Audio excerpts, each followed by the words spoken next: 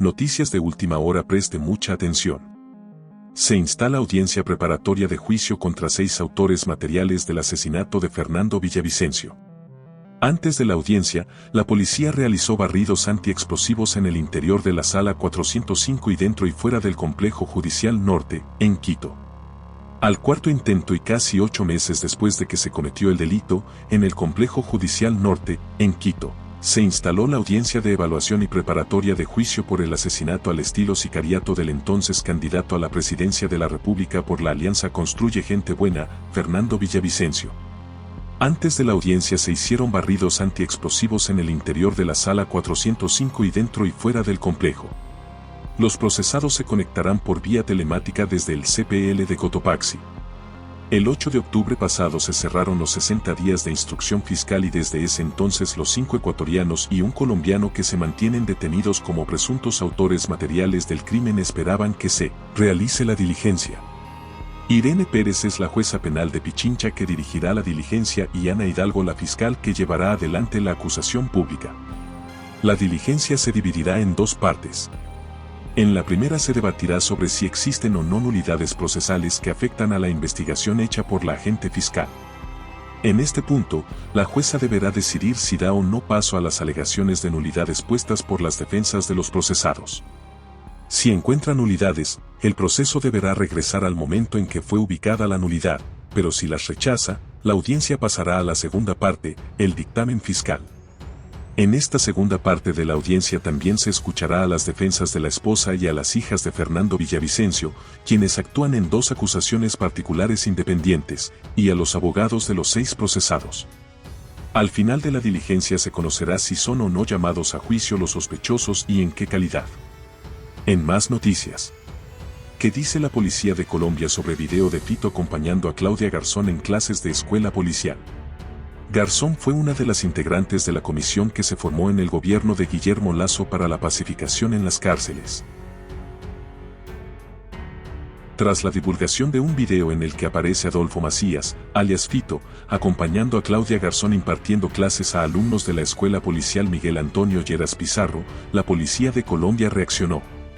Garzón fue una de las integrantes de la comisión que se formó en el gobierno de Guillermo Lasso para la pacificación en las cárceles. Como tal, ella tenía acceso a las cárceles del país y desde allí hizo un enlace con alias Fito. El cabecilla de los choneros participó en uno de los videos de Garzón cuando ella impartía clases. Nos encontramos acá en Guayaquil trabajando fuertemente en la transformación del sistema penitenciario. Hoy nos acompaña Fito, que hace también por la transformación. Él sabe que todos ustedes son policías, dijo Garzón en ese video divulgado por Noticias 1, de Colombia. Allí se ve a Fito que interviene y aconseja a los alumnos. Con espesa barba y una camisetilla, Macías interviene tras el saludo de Garzón. Ustedes a la vez que están trabajando se pueden superar, estudiar. Porque ser policía no es una profesión, indicó desde una celda en las que está pintada una imagen suya. En más noticias. ¿Quién es Claudia Garzón, la colombiana que impartió clases a policías junto con Fito? Ella fue parte de la Comisión de Intervención de Diálogo Penitenciario y Pacificación. En medio de la crisis del sistema de rehabilitación social de Ecuador, el presidente de la República, Guillermo Lasso, firmó un decreto en diciembre del 2021 para la conformación de una comisión de 9 expertos nacionales e internacionales. Se la denominó Comisión de Intervención de Diálogo Penitenciario y Pacificación, que nació con la misión de presentar un informe para generar estrategias, programas y planes para fortalecer el sistema de rehabilitación. Para ese momento, el sistema carcelario estaba en estado de excepción tras una serie de incidentes y muertes. La colombiana Claudia Milena Garzón apareció en esa lista. Ese día, cuando la comisión se presentó en la gobernación del Guayas, se la dio a conocer como una experta en criminología, que había trabajado en cárceles de México. Ante los medios, ella se mostró abierta ese día y habló de que era importante hacer un sistema penitenciario más digno, más humano y justo. Necesitamos trabajar realmente desde la dignificación humana, eso transforma.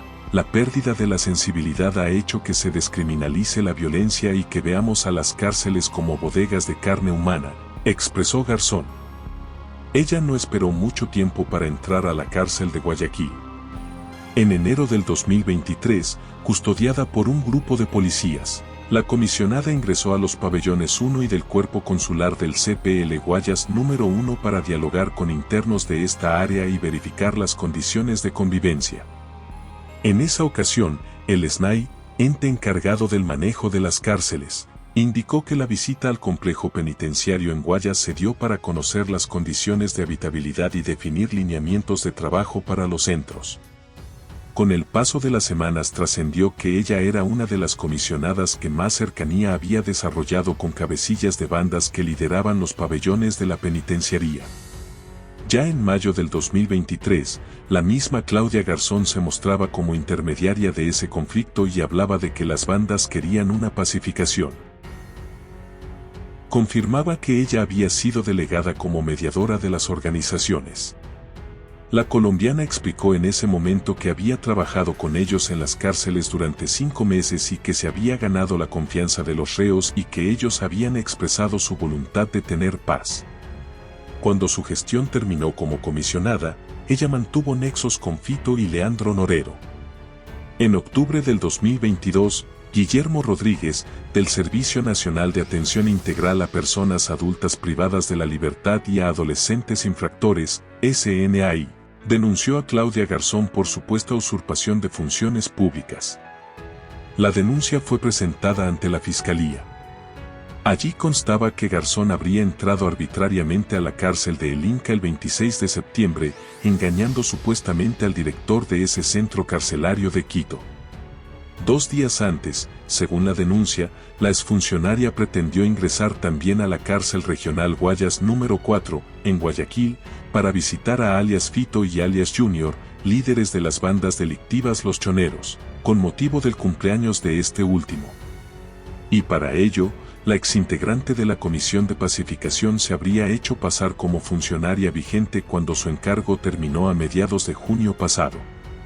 Garzón grabó videos, difundidos en redes sociales, a Leandro Norero, alias Patrón, antes de que fuera asesinado. Tras esa denuncia, la excomisionada habló de una persecución en su contra ya que, según dijo, hay a quienes no les favorece que las cárceles dejen de ser un negocio. Los nexos de la excomisionada con alias Fito al parecer fueron más profundos. La televisión colombiana mostró este mes que Garzón apareció en un video con alias Fito durante unas clases que daba a los alumnos de la Escuela Policial Miguel Antonio Lleras Pizarro. En más noticias. Gobierno de Chile niega que convenio de cooperación policial haya facilitado secuestro de militar venezolano. El acuerdo se firmó el 18 de enero entre Chile y Venezuela y tiene una vigencia de 5 años. Ronald Ojeda vivía como refugiado en Chile. El gobierno de Chile desmiente al medio venezolano La Razón de Venezuela que aseguró en una publicación del domingo que un convenio entre Chile y Venezuela, que se firmó hace unas semanas, permitió el secuestro del exteniente Ronald Ojeda, a manos, aparentemente, de agentes del gobierno de Nicolás Maduro.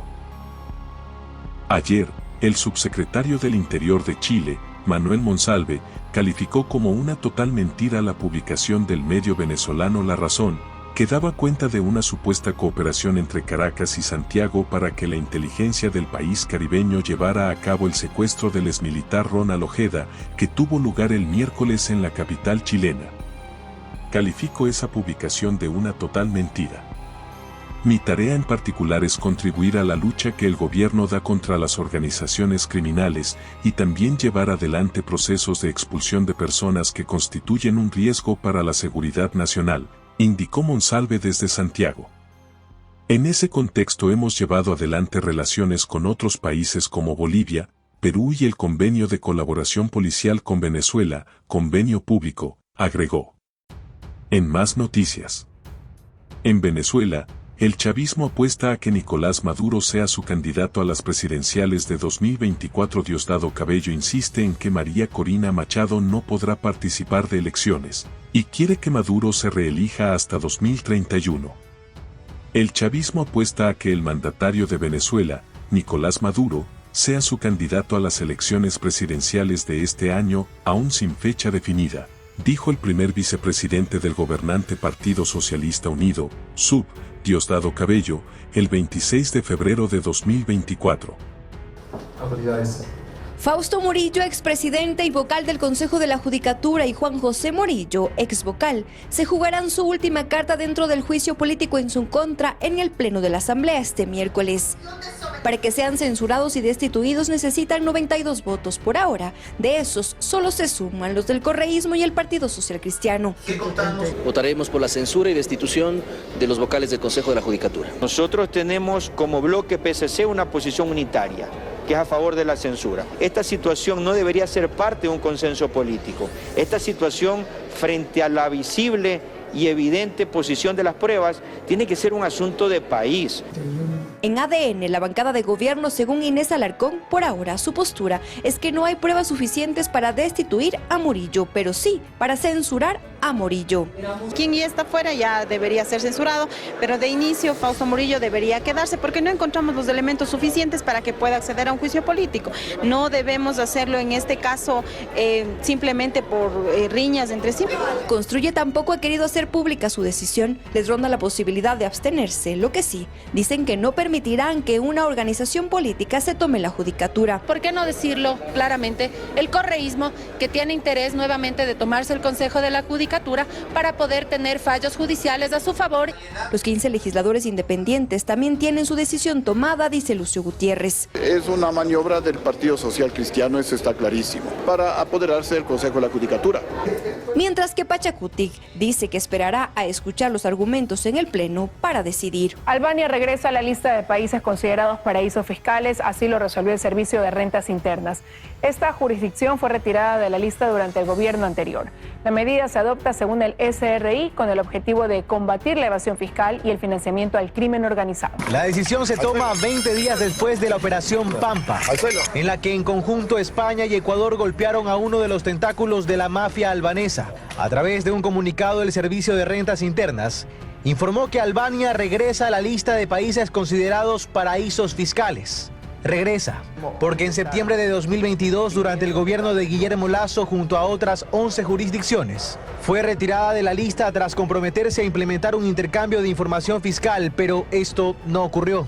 A decir del SRI, el Foro Global emitió una calificación que indica que la información que comparte Albania no es satisfactoria, lo que implica una ausencia de intercambio efectivo de información. Paradójicamente, por temas de seguridad, en septiembre de 2022, Ecuador empezó a solicitar visa a ciudadanos albaneses y a nacionales de Tayikistán y Uzbekistán.